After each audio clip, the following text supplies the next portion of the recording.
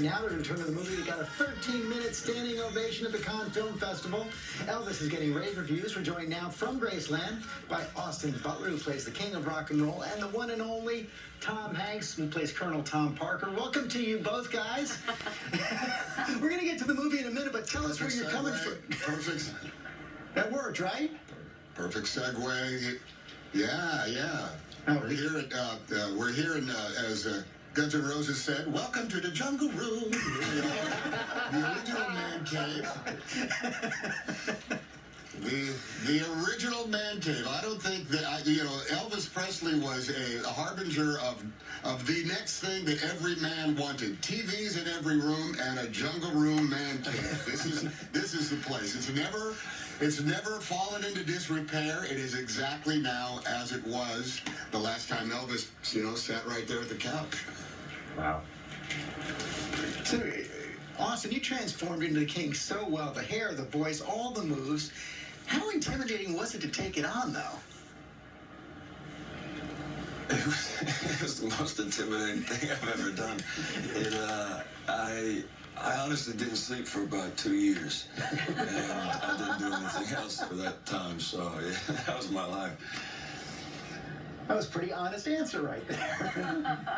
I want to know what it was like for the two of you, and Tom, I'll start with you. You're there in Graceland. You've got members of the Presley family in attendance, and you're there at the screening. What was that like? Well, there was a screening the night before, and I think it was the first time an awful lot of people had seen all of us, and I want to certainly include the Presley clan, Priscilla and Lisa Marie, there.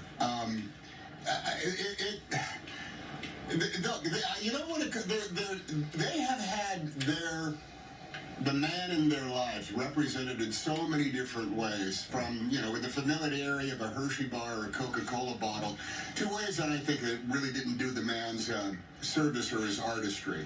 And that they've been a part of this movie from the get-go. When was the first time Baz talked to Lisa Marie? I think it was 5 years ago. 5 years ago. This has been a long haul. And I would be very, very suspect if anybody was going to come to me 5 years ago and says, we want to make the definitive movie about you and your family. I would be waiting to find out if I could trust those people or not. And God bless them, they responded to Baz's artistry. They responded to the incarnation of Elvis by way of this living legend sitting right next to me right now. And it wasn't just to have them, but also have, look, Memphis is a town unlike many others, and the people here love Memphis, support Memphis, and Elvis Presley is Memphis. You do not want to disappoint these people. And I don't think we did. The screening, I sat in it and saw the movie for the third time because I wanted to see more of what this guy did. It's very, very powerful. And to be here across the street from Graceland and with the Presley family, the building itself, it's an extraordinary moment of authenticity and no small amount of, we got away with that. We did exactly what Baz wanted us to do. You definitely did not disappoint, Tom. And Austin, Baz Lurhmann, he just posted a video of you on set, just clowning around and playing around on set during an early screen test. And he revealed that you sang a lot of Elvis's songs yourself. So why was that important for you to use your own singing voice? It was important because the whole thing was about stripping away the icon of Elvis and getting down to the humanity of him. And that was what was fascinating for me. But music was how he expressed himself. And so what way to connect to his soul more than through trying to do that as authentically as possible. So that was very early on, the very first day that I ever approached it. I said, I don't know how much of it's going to be me, but I want to prepare as though I'm going to do it all. And now I know that all of the 50s in the film is me, and it's so surreal. I still picture myself every day because it feels like a dream. I can't even believe this. Well, it's not a dream when we have the evidence. Let's give everybody a look. I wasn't fooling when I told those other kids I was going to buy them a Cadillac one day. My boy, with me, you would buy them 2 Cadillacs. 200. A million. An aeroplane. A rocket ship. Give me that rocket ship. My mama don't like me to fly. But what about you, Mr. Prescott? Are you ready to fly? Yes, sir. I'm ready. Ready to fly. Tom, what was it about Colonel Tom Parker that drew you to the role? He was a diabolical genius. Accent on both words. He was diabolical, and he was a genius. You had to Priscilla herself. We had dinner before we went back and started working on the movie. She said, "You have to understand this about the Colonel. He was a delightful man. He brightened every room he walked into. He took great care of us. He was very polite, very genteel. He never said no. But he was not Elvis's manager. He was Elvis's promoter. There was not enough of an artistic bone. There weren't enough artistic bones in the Colonel's body to, I think, perhaps particularly later on in Elvis's career, to see the grander cultural force that Elvis could have been. He was huge. He was iconographic. He was bigger than life. He was a superhero. But there was moments later on in the movie where the society is going through vast cultural shifts and great tragedies.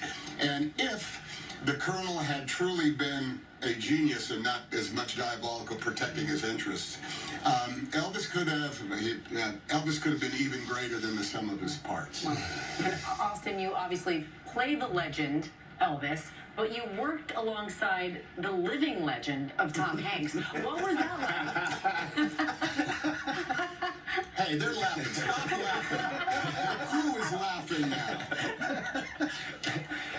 It's true. I've said this before, but I don't know a time in my life, in the same way as I don't know a time in my life where I didn't know who Elvis was, I don't know a time in my life where I didn't know who Tom was. He feels like a part of my family because of the amount of times I've seen him on my TV from the time I was born. So VHS tapes. Yeah, they're all VHS tapes. Yeah, so it was. But I mean, just thinking of the amount of films that I've admired, and he's my hero, and then getting to be in the same room with Tom, he surpassed any idea that I had. You know, the COVID protocols kept us apart. We did not get to have nearly as, half of the making a movie is the quality of the hang. And we were always kept separated because of literally the biosecurity requirements of the state of Queensland and Australia. We could not hang out with each other. But there was that one day very early on where we're in our civilian clothes and we were able to meet up. And we got to lock eyes for a minute and register the overpowering fear that we were both trying to wrestle with. I mean, in all honesty, if this was a movie called The George Stephanopoulos Story, this man is playing George Stephanopoulos. That's a big responsibility around the set. You know, and I'm just playing man in headset number 3 as opposed to that movie. So we had a lot more pressure on him. My teenage daughters would be pretty happy with Austin Butler playing George Stephanopoulos.